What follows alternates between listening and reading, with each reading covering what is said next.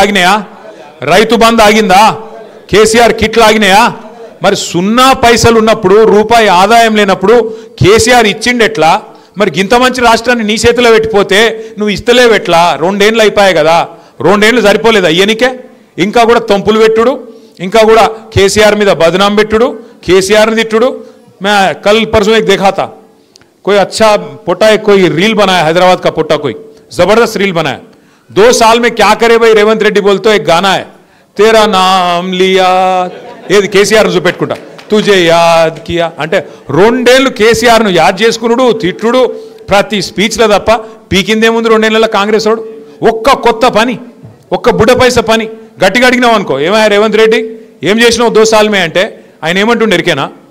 ఇప్పుడు నేను ఒక చిన్న కథ చెప్తా మీకు. ఇప్పుడు మీరు ఇక్కడ అప్పు లేని వాళ్ళు ఉన్నారా? కర్జానీ ఆద్మీ కోయి హే క్యా यहाँ पे? అప్పు లేని వాళ్ళు ఎవరు ఉంటే శైలా పట్టురు జరా. हमारे इब्राहिम भाई को शायद नहीं కాదు కాదు, అప్పు లేనోడు ఎవడు ఉండడు. అప్పు ఉన్నోళ్ళు అందరూ అప్పు ఉన్నోళ్ళే. ఎట్లుంటుంది అంటే కాకపోతే అప్పు తీసుకుంటాం అందరం.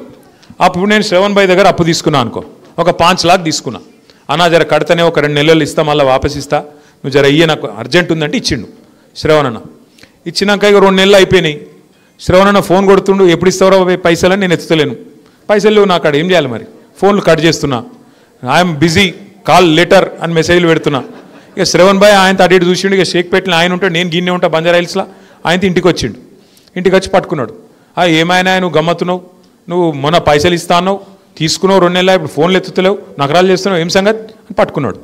మరి నేను మర్యాద గల్లోని మంచోని అయితే ఏం చెప్తా, అన్నా దండం పెడతానే, ఏమనుకోక ఇంకొక 2 నెలలు టైం ఈ ప్లీజ్, ఎందుకంటే నాకు పైసలు ఉడతలేవు, కష్టం ఉన్నది, రియల్ ఎస్టేట్ డౌన్ అయిపోయింది, రేవంత్ రెడ్డి గారు మొత్తం నాశనం చేసిండు, గబ్బు గబ్బు అయిపోయింది, జర్రా ఏమనుకో కారోబార్ నడుస్తలేదు అని చెప్తా. మర్యాద వస్తున్నాయితే ఇంకో 2 మहीने और मोहलत दो बोल के पूछता. కానీ రేవంత్ రెడ్డి ఏమంటుండేరికేనా, ఏమైనా నువ్వు 100 రోజులలో అన్ని ఇస్తా అన్నావు, మరి 2 ఏళ్ళు అయిపోయి ఏం పత్తలేవు, ఏం సంగతి, ఎప్పుడు ఇస్తావు పైసలు అంటే ఏమంటుండేరికేనా రేవంత్ రెడ్డి?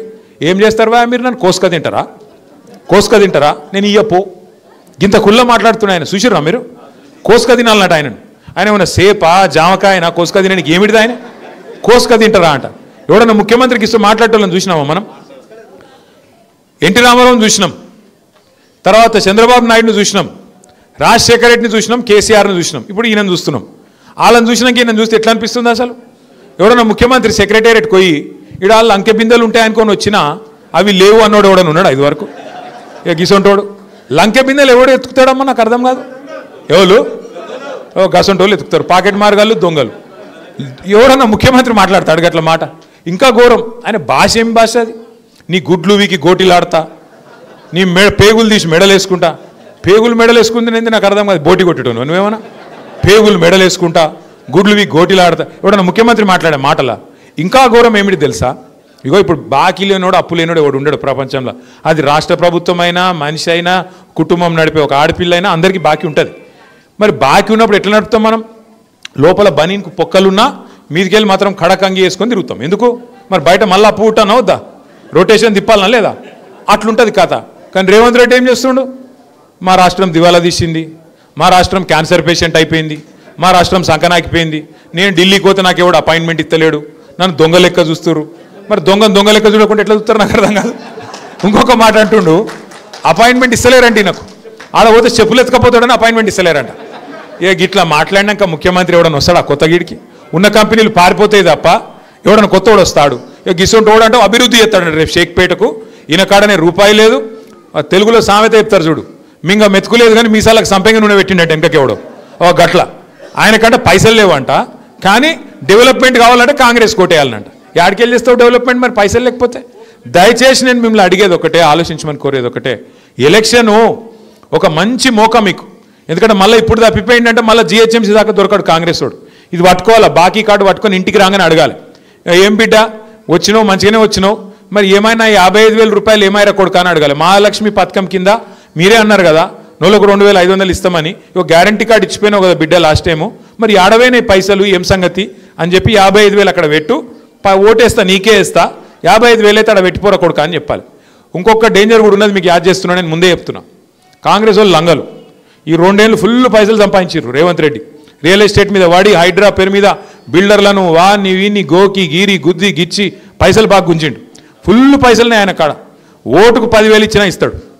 మీరు ఏం చేయాలి ఎరికైనా షేక్పేటలో అయినా మన ఇంటికాడికి వచ్చిర్రు అనుకో, వచ్చి పైసలు చేతిలో పెడతారు. అక్క నువ్వైతే పెట్టుకో, నువ్వైతే ఓటేయి, నీకు బాగా పరిస్థితి బాగలేదు, నాకు ఎరికే, నువ్వు మనోని గెలిపియాలి అని చెప్పి అట్లా ఇచ్చిపోతారు. మీరేం చేయాలి తెలుసా, వాళ్ళు హుషారుగాళ్ళు, వాళ్ళు కూడా కాంగ్రెస్ వాళ్ళు పైసలు చేతిలో పెట్టి మిమ్మల్ని ప్రమాణం చేయమంటారు. దేవుని పటం మీదనో పిల్లల మీదనో కుటుంబం మీదనో ప్రమాణం చేయమంటారు. మీరేం చేయాలి, ఒక మంచి సీక్రెట్ చెప్తాను, ఇన్నూరు జర జాగ్రత్తగా ఇన్నూరు. ఇది ఒక్కటి, అక్క జర ఫోన్ పెట్టి నీకు దండం పెడతా. మీ ఆయన మంచిగానే ఉన్నాడు ఫోన్ పెట్టి. అయితే వాళ్ళు వస్తారు, చాలా డేంజర్ ముచ్చట చెప్తున్నా, పెద్దమ్మకి చెప్పు, డేంజర్ ముచ్చట చెప్తున్నా ఇను. అయితే వాళ్ళు పైసలు ఇస్తారు, ప్రమాణం చేయమంటారు. మీరు ఏం చేయాలి ఎరికేనా, చేయి ఆపాలి, కళ్ళు మూసుకోవాలి, లోపల తుప్పాలు తుప్పాలు తుప్పాలు తుప్పాలు అనుకోవాలి. అర్థమైందా? అప్పుడు ఇంకేం ఒట్టు పెట్టినా అది చెల్లదిగా. ఇక వాడు ఏం చెప్పమంటే చెప్పాలి, లోపల తుప్పాలు తుప్పాలు అనుకొని చెప్పాలి. ఓటు ఎటు గుద్దాలి, ఓటు ఎటు పడాలి, కారు గుర్తే పొరపాటున మళ్ళీ హాత్ పార్టీ కొట్టేస్తే మళ్ళీ హాత్ ఇస్తారు. ఇక పువ్వు పార్టీకి ఇస్తే ఇక మీకు తెలుసు, అది పూజకు పనికిరాని పువ్వు. అది అర్థమైందా? ఆ పువ్వు పార్టీ పూజకు పనికిరాని పువ్వు, అది మన రాష్ట్రానికి పనికిరాని పార్టీ. అది ఎంత మాత్రం పనికిరాని పార్టీ, మనకు రూపాయి పని చేయలేవాడు, రేపు చేయడు కూడా. అందుకే మళ్ళొక్కసారి హైదరాబాద్ ఉరకాలంటే, తెలంగాణ ముంగట వడాలంటే మళ్ళా కేసీఆర్ గారు ముఖ్యమంత్రి కావాలి. దానికి జూబ్లీ హిల్స్ నుంచే జైత్రయాత్ర మొదలు కావాలి. మీరు అనుకుంటుండొచ్చు ఇంకా దోసాలు ఉంది కదా, ఇంకా దోసాల తర్వాత కేసీఆర్ వస్తాడు కదా. మీరిగిన జూబ్లీ హిల్స్లో గట్టికి గుద్దిర్రు అనుకో, దోసాలు కూడా ఇంతజారు చేసే అవసరం లేదు. దోసాల లోపలనే ఏం జరిగినా జరుగుతుంది, ఏమైనా జరగచ్చు. అందుకే నేను అంటున్నా, మళ్ళా మనం వచ్చినాక మంచిగా పని చేసుకుందాం. వీళ్ళతో కాంగ్రెస్ వాళ్ళతో ఊదు కాలది, పీరి లేవది, ఏం కాదు వాళ్ళతోని. అలా కోటెత్తే మురిలో వారేసినట్టే, దానికంటే ఏం జరగది. అందుకే దయచేసి నేను కోరుతున్న తమ్ముడు మహేష్ని కానీ, మా డివిజన్ అధ్యక్షుడు ప్రదీప్ ఏడి వచ్చిండా, తమ్ముడు ప్రదీప్ కానీ, అట్లాగే ఇంకా మా వైద్ భాయ్ ఉన్నాడు, షకీల్ భాయ్ ఉన్నాడు, ఇంకా మా లోకల్ లీడర్లు అందరు ఉన్నారు. పేరు పేరున నేను ఎవరెవరో పేరు చెప్పలేదో వాళ్ళందరూ మనసులో తిట్టుకోరు. మొయిద్ ఖాన్ సాబ్ అందరు మనసులో తిట్టుకోరి, బయట తిట్టుకోరి, నన్ను లోపల తిట్టుకోరి. కానీ జర్రా ఈ నెల రోజులు ఐకమత్యంగా పనిచేయండి, కలిసి కట్టుకుంటుండ్రి, గట్టిగా నడువుండ్రి. దయచేసి ఒకరికోలు చెప్పుకోండి, ఒక దీపంతో ఇంకో దీపాన్ని వెలిగించినట్టు. ఇప్పుడు కాంగ్రెస్ వాళ్ళకి పైసలు బాగున్నాయి, వాళ్ళకు వాళ్ళు పోలీసు వాళ్ళు వచ్చి బెదిరిస్తారు, వీడొస్తాడు వాడొస్తాడు, ఆగమాగం ఎక్కుంటుంది, దుంకుడు ఎగురుడు ఎక్కుంటుంది. అది చూసి మీరు హైబత్ తినకూరు, ఏం కాదు. మీరు ఒక దీపంతో ఇంకో దీపం వెలిగించినట్టు ఒక్కొక్క ఆడబిడ్డ ఇంకొక ఆడబిడ్డని చెప్పాలి. మళ్ళా కేసీఆర్ని తెచ్చుకోవాలి, మన రాష్ట్రం ముంగట పడాలి, మన కారోబారు నడవాలన్నా, సంక్షేమం జరగాలన్నా, మళ్ళా మీకు బతుకమ్మ చీర రావాలన్నా, కేసీఆర్ కిట్లు రావాలన్నా, మళ్ళా 4 ముద్దలు నోట్లకు పోవాలన్నా కేసీఆర్ గారు వస్తేనే అవుతుంది. మళ్ళా కేసీఆర్ని తెచ్చుకోవాలనే మాట ఒక్కొక్కరం చెప్పుకోవాలి. చెప్పుకొని మన అభ్యర్థి గోపీనాథ్ భార్య మాగంటి సునీతమ్మ కూడా ఇంటింటికి వస్తుంది. జర ఆడబిడ్డను ఆదరించండి. ఇలా భర్త దూరమై వాళ్ళ పిల్లలు కూడా తిరుగుతూ ఉన్నారు, వాళ్ళ తండ్రి లేక.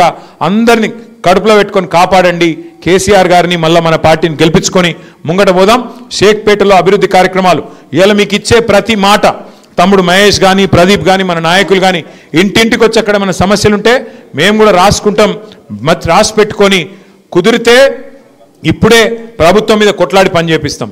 లేదంటే 2 నెలల గవర్నమెంట్లోకి వస్తాం. వచ్చినాక బరాబర్ నిలబడి పనిచేయించే బాధ్యత మాదని మాట మళ్ళొక్కసారి మీకు తెలియజేసుకుంటూ, ఆకలి అవుతుంది మీకు కూడా, దయచేసి అందరికీ భోజనం ఉన్నది, భోజనం చేసి పోవాలని చెప్పి రిక్వెస్ట్ చేస్తూ, జై తెలంగాణ, కారు గుర్తుకే, థ్యాంక్ యూ.